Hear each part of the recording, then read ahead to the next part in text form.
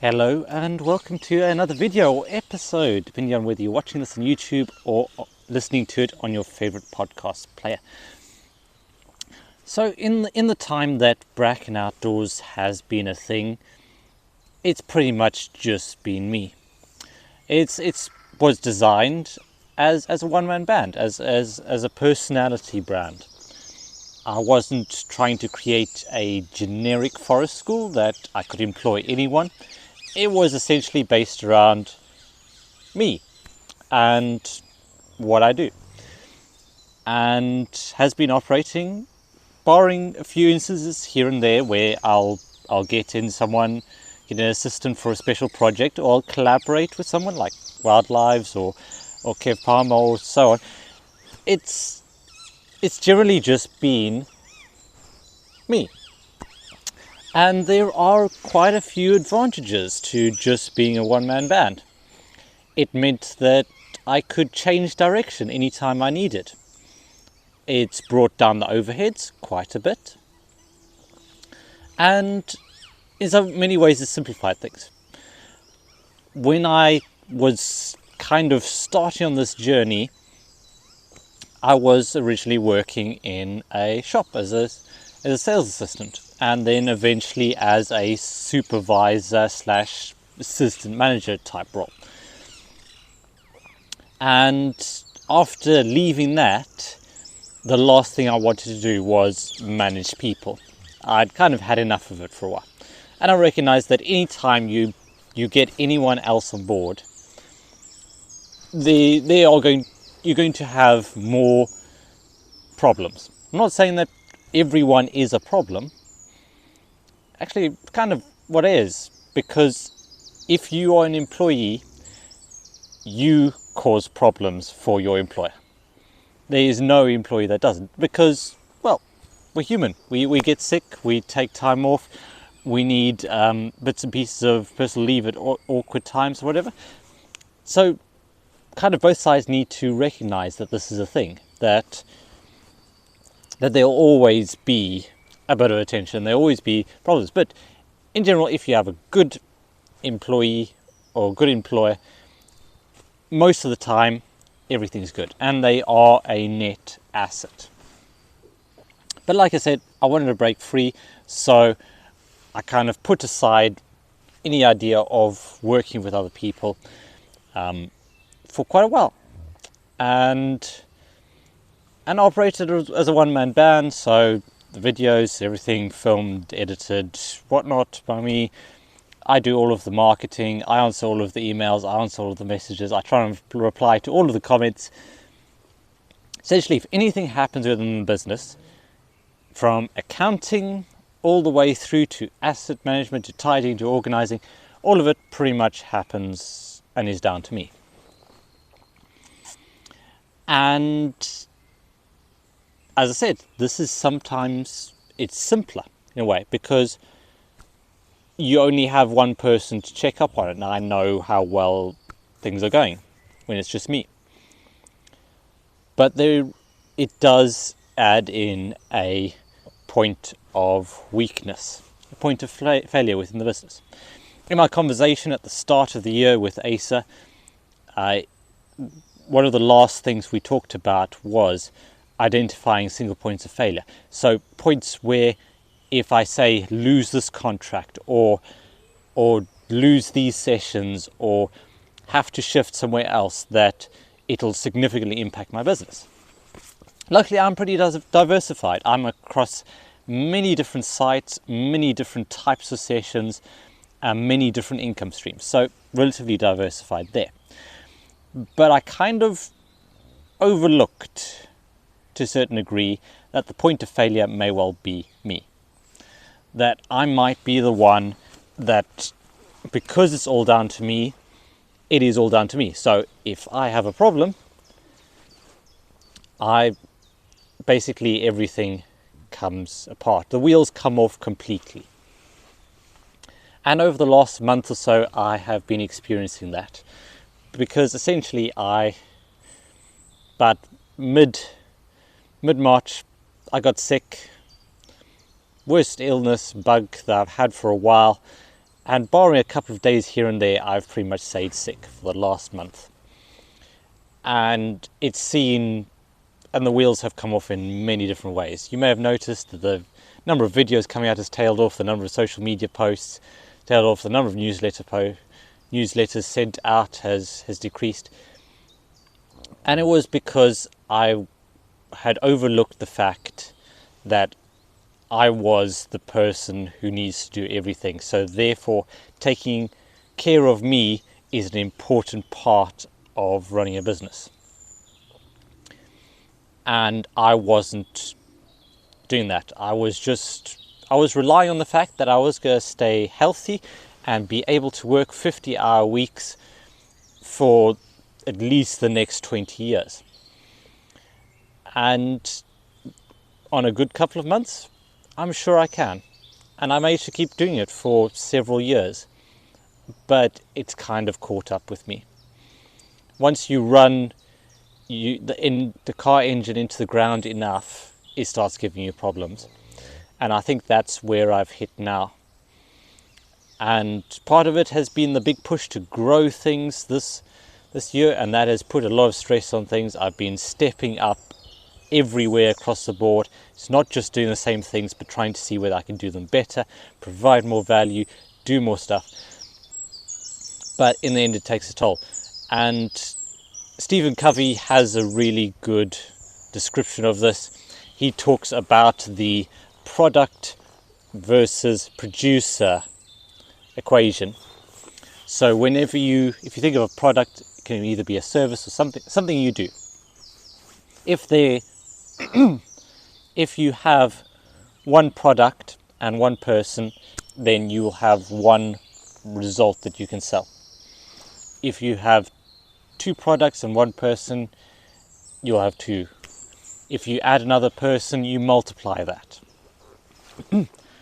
But if the person attribute or the producer goes down to zero, then you're not producing your products or services. And you use this analogy, the old analogy of the goose that laid the golden eggs.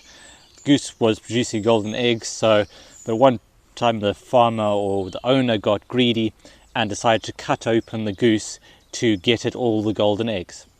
But of course, that's not how things work, and he killed the thing that produced the golden eggs. So the really valuable point is here that I'm getting at is that you may well be the single point of failure, and you need to look after yourself in this process. You need to be either getting other people on board to cover you, because if I get sick like I have done and I need to cancel a session, I don't have anyone else to get in to run the session for me. I don't really have any other options. I have to cancel it. If I don't film a video doesn't get filmed. If I don't put out a video, then there's nothing on YouTube. It all comes down to me, and so being really aware that I'm the one producing things is key.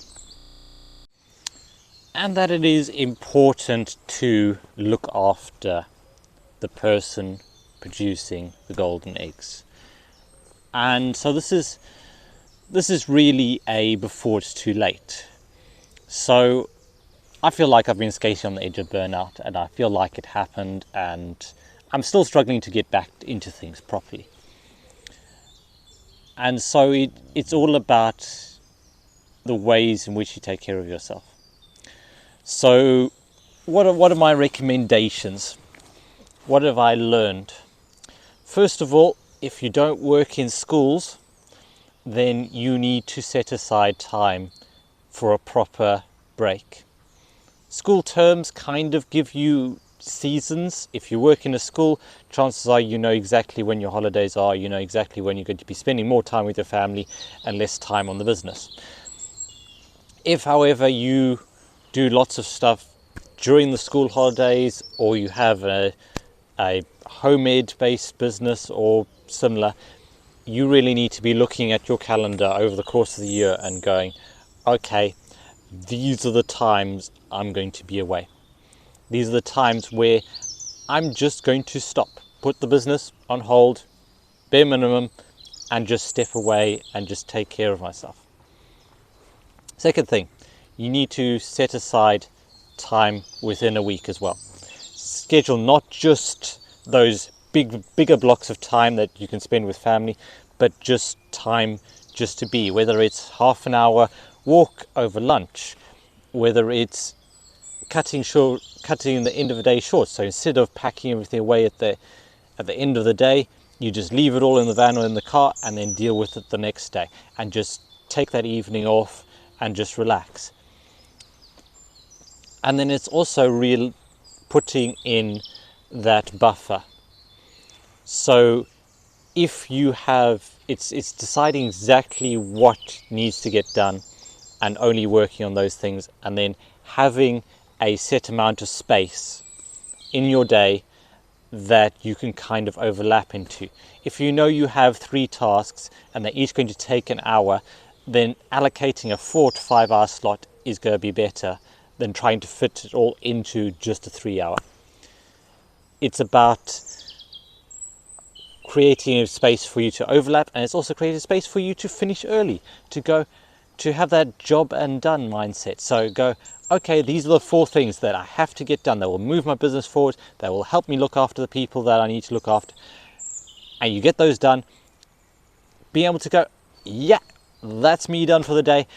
I'm out.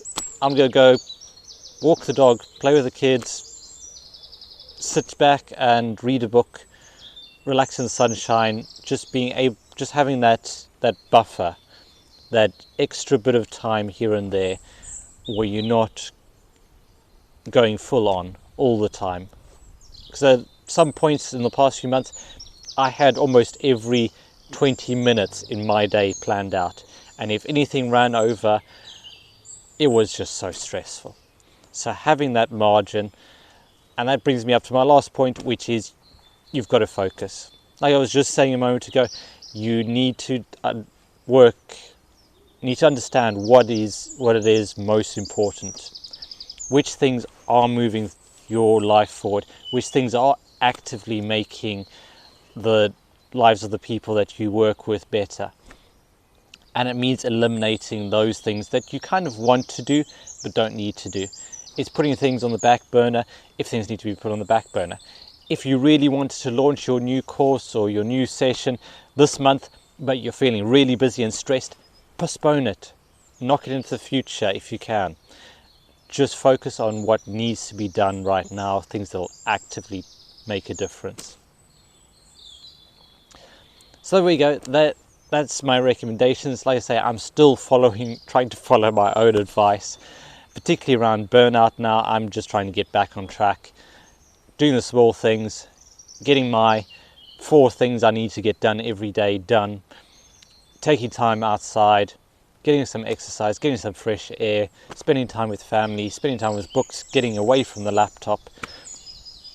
All really valuable things. I'm trying to take my own advice. But I get it, it's hard, and it's always going to be a balancing act, because remember, balance is a verb. You have to be doing it all the time. Sometimes you're going to go wildly in one direction, that's okay, but you have to come back at some point soon. Otherwise, you are going to be imbalanced, and those imbalances are where problems occur. So I hope that's kind of inspired you to take a step back, to have a look at where the points of failure are, realize that if it is all down to you, it is all down to you, so you need to make sure that you look after yourself. If it is just down to you, maybe this is the time, as I'm doing, to increase the team and see if you can shift the burden a bit and be able to focus on the things that you truly love doing. Okay, I think I will leave it there.